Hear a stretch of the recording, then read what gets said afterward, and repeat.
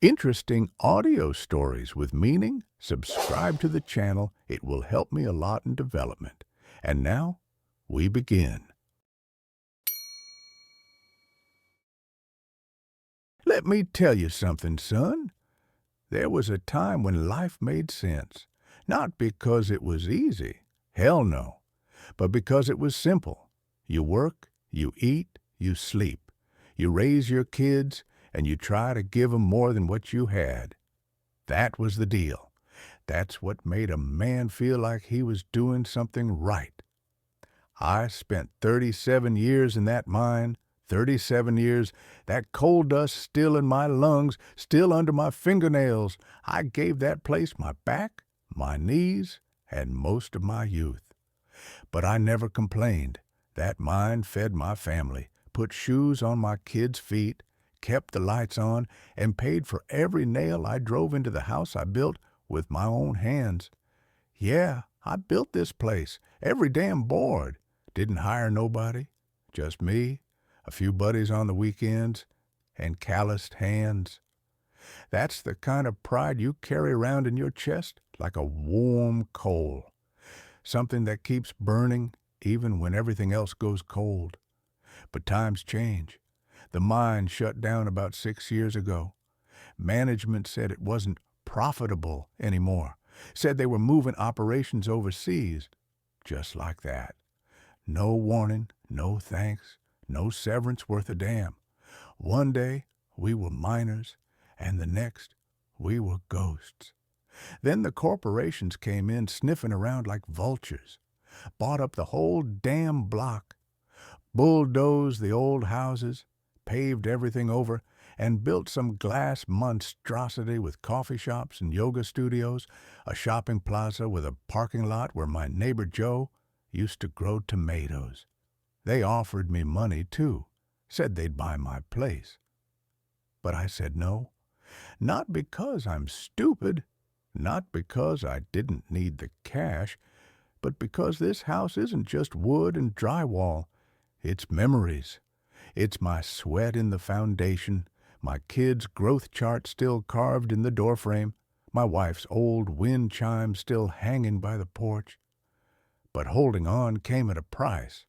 Once they finished construction, the value of my place plummeted. Turns out nobody wants an old house surrounded by a 6-lane road and discount mattress stores. You can't hear yourself think with all the traffic, and forget about peace and quiet. That's a luxury now.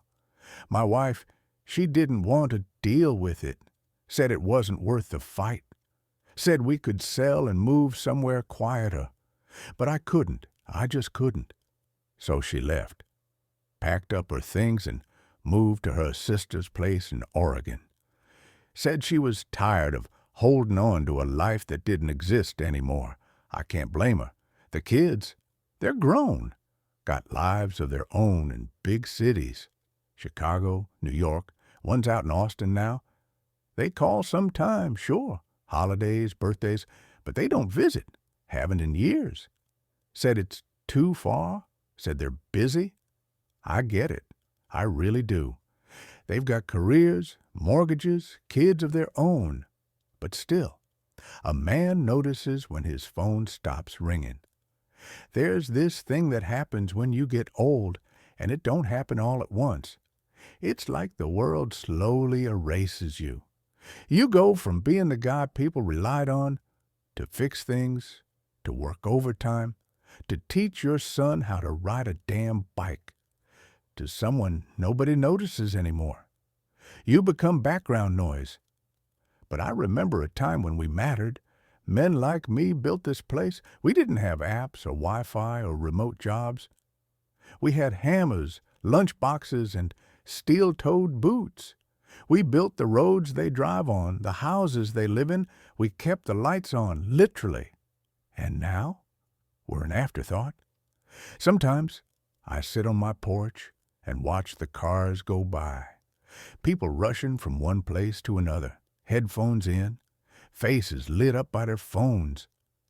And I wonder if they ever think about the ground they're walking on. If they know what used to be here, who used to be here, They don't, of course. Why would they? I ain't bitter. Not really, just sad. Sad that everything feels disposable now. People, places, even memories. It's like nothing's meant to last anymore. But I'll tell you, what does last? That feeling you get when you look at something and say, I built that. That's mine. No one can take that away. This old house. It creaks when the wind blows, and the paint's chipping, but it's mine.